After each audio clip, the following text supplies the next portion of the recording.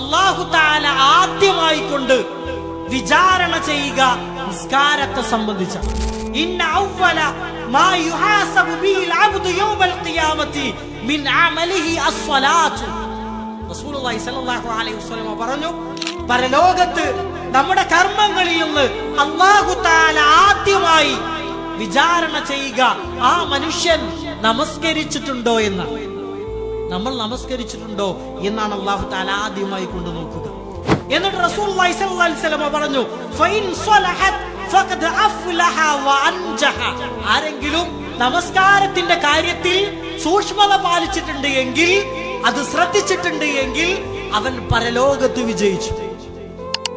വീണ്ടും റസൂലുള്ളാഹി സ്വല്ലല്ലാഹു അലൈഹി വസല്ലം പറഞ്ഞു, ഫൈൻ ഫസദത് ഫഖദ് ഖാബ വ ഹസിറ.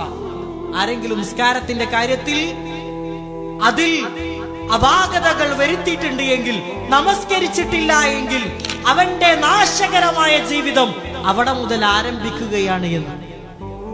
അതുകൊണ്ട് സഹോദരങ്ങളെ, നമസ്കാരം എന്നുള്ളത് അത് കൃത്യമായി അതിന്റെ സമയങ്ങളിൽ നിർവഹിക്കുവാൻ നമുക്ക് സാധിക്കണം.